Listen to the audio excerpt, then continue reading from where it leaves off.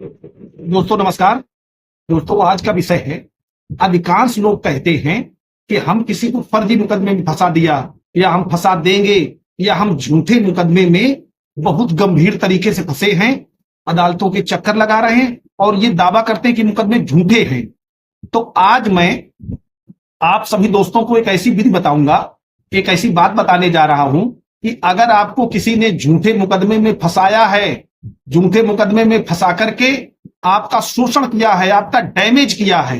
अब वो डैमेज दो तीन प्रकार का हो सकता है। आपकी प्रतिष्ठा को आघात पहुंचाया है, आपको जेल भिजवा दिया है, पुलिस से अपमानित कराया है, या आपको कोर्ट में सरेंडर कराया है, आप कोर्ट में गए हैं, जमानतदार आपने दिए हैं और मामला झूठा है। ये बात आप भी जानते हैं और उसको भी पता है कि मामला झूठा है, फिर भी उसने आपको परेशान किया है। तब ऐसे व्यक्ति पर आप क्या कार्यवाही करें ताकि उसकी इस तरीके की जो हरकत है, जिसने उसे जेल भिजवाया, आपको इतने दिन परेशान रखा और झूठे मुकदमे में 10 साल, 5 साल, 2 साल या जितना एक समय लगा, उस समय में आपके जीवन के अमूल्य क्षणों को बर्बाद कर दिया। ज्यादातर लोग YouTube पर भी वीडियो हैं और सजेस्ट ये करते हैं कि आप 340 का प्रार्थना पत्र ले आइए। नहीं, आज मैं कुछ ऐसा बताने जा रहा हूं जिसको सुनकर के आपको बहुत अच्छा लगेगा कि काश हमें पहले इस मामले की जानकारी होती।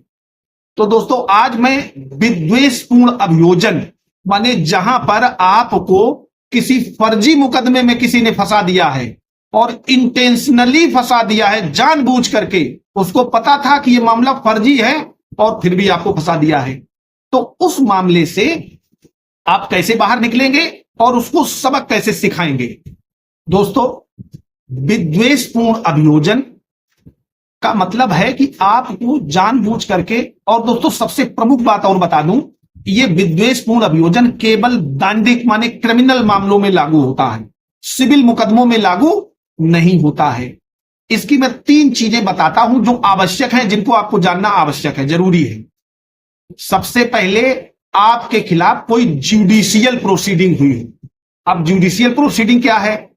जुडिशियल प्रोसीडिंग का मतलब है कि आपके खिलाफ अगर थाने में मुकदमा लिखता है और पुलिस थाने में ही अंतिम रिपोर्ट लगा देती है, तो that is not judicial proceeding. ये जुडिशियल प्रोसीडिंग नहीं है।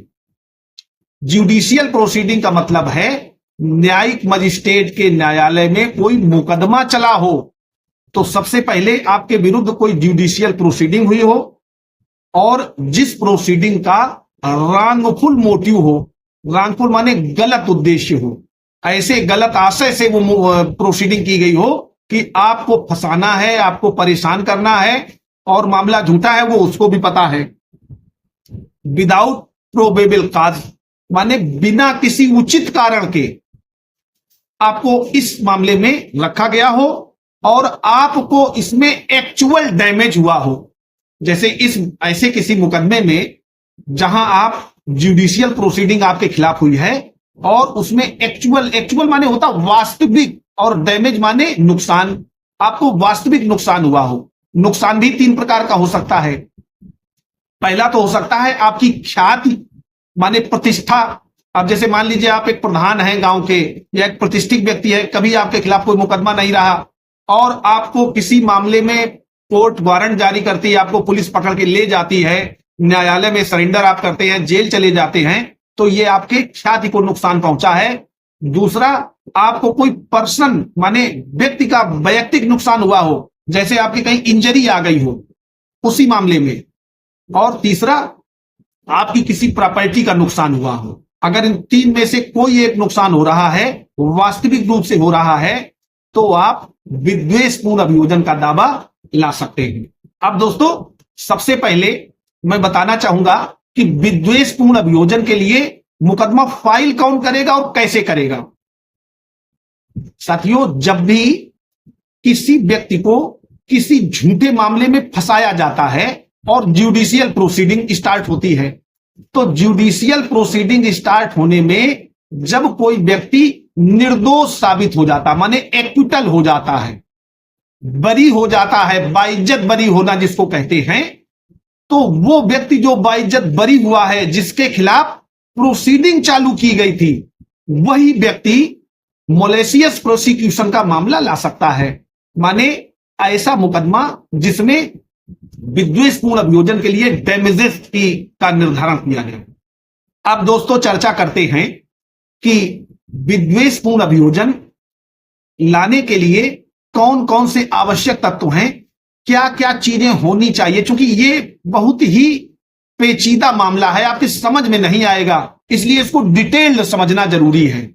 क्या क्या चीजें होंगी तब माना जाएगा कि विद्वेषपूर्ण अभियोजन हुआ है और इसमें कोई मुकदमा लाया जाए।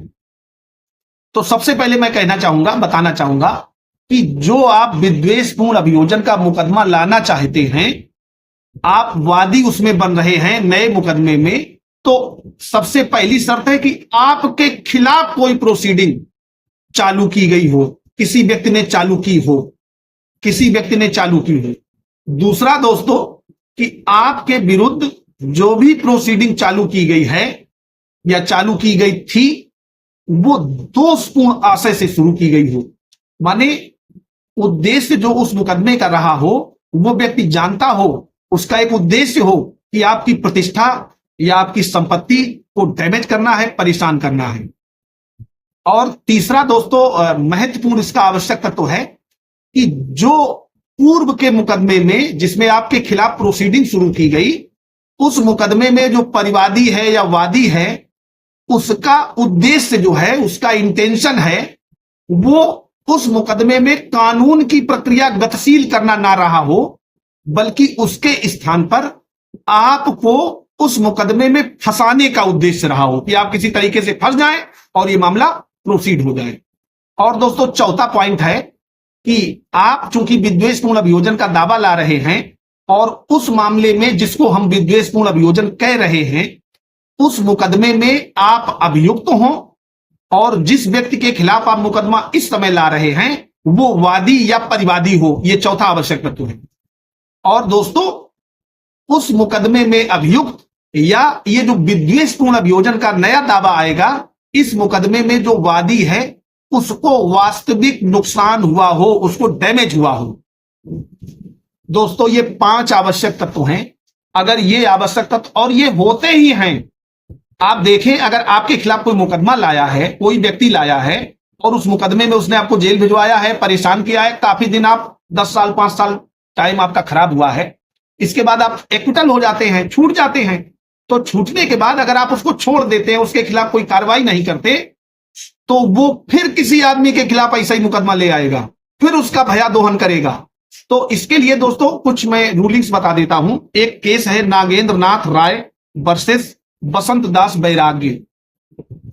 इस केस में ये बताया है ऑनरेबल सुप्रीम कोर्ट ने कि केवल पुलिस को इंफॉर्मेशन देना विद्वेषपूर्ण अभियोजन नहीं होता है। जैसे मान लीजिए किसी व्यक्ति ने पुलिस में एक सूचना दी, आपके खिलाफ एफआईआर दर्ज हुई और उसमें अंतिम रिपोर्ट पुलिस ने दाखिल कर दी, तो आप विद्वेषपूर्ण अभियोजन का दावा नहीं ला सकते, क्योंकि ये जुडिशियल प्रोसीडिंग नहीं है। इसलिए मैंने शुरुआत में ही बताया था, जुडिशियल प्रोसीडिंग का मतलब होता है न्यायिक प्रक्रिया, माने जहां न्यायिक मजिस्ट्रेट बैठते हैं, कचहरी में जो प्रोसीडिंग होती है वो जुडिशियल प्रोसीडिंग है। दूसरा एक केस बताता हूं, TS Bhatt versus AK Bhatt. इसमें क्या है, इसमें भी एक ऐसा ही मामला दाखिल हुआ।